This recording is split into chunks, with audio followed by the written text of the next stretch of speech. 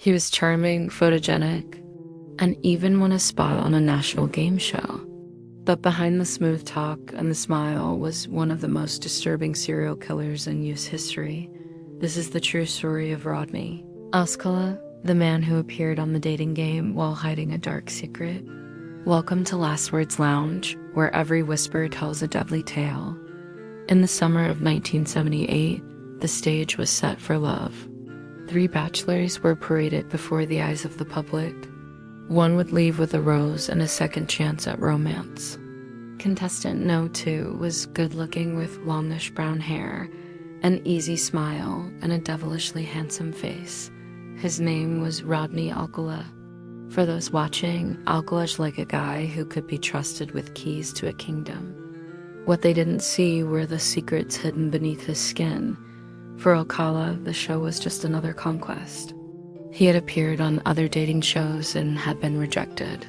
So he tried again and again until he got his rose and stepped out of the spotlight. There was just one problem. The bachelorette never went on the date. She said she got a strange feeling from him and sent him home without a second thought. What she didn't know was that Alcala had taken lives already, and in the coming months he would strike again and again and again. So who was Rodney Alcala really? How did he evade the cops for so long? And how many victims did he take? Before he became a killer on the run, Alcala was known as the Long Beach Strangler. He preyed on women in California during the 1970s, but by the time authorities connected the dots, he was gone. So he started over somewhere else, reinventing himself, moving from state to state, taking new names and aliases. The first time he was arrested for a crime was 1968. He was charged with kidnapping a teenage girl. Witnesses said they saw a man fitting his description following the girl home from school. When police searched his car, they found handcuffs, a crowbar, a tire iron, and a loaded handgun. But despite all the evidence, the charges were dropped when the girl couldn't be sure if she had been attacked by Alcala or not. In total, it's believed he harmed and ended the existence of dozens of people, mostly women and girls. But only a fraction of those have ever been confirmed. Many of his victims were young, attractive women who lived alone, but he also targeted couples and even a 9-year-old girl. He was eventually caught thanks to a fingerprint left on a cigarette pack at one of his victims' houses. When police finally caught up with him, they found a storage locker filled with thousands of Polaroids and regular photographs. Many of the pictures haven't been identified yet. Some of the people in the images have never come forward, and some have never been found. It's possible there are hundreds of victims who have yet to be identified. He was sentenced to death in California, but appeals and retrials stretched for decades.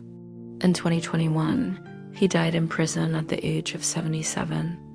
And to this day, detectives still release his photographs, hoping to identify more victims. His case shocked the nation. How could someone so public, so visible, hide something so terrifying for so long? Alcala managed to blend in, to play the part of the charming bachelor, the gigolo, the nice guy who was always around, taking pictures at parties and events. He had a photographic memory and was rarely seen without his camera.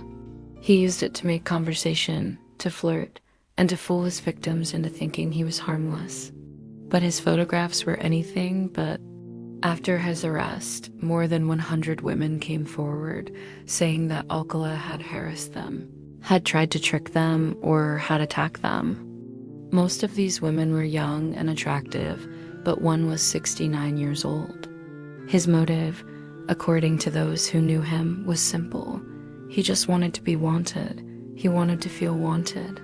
He played for laughs on national TV, but behind the curtain, he played a much darker game. This has been Last Words Lounge. Subscribe for more softly told true stories, real, haunting, and never forgotten.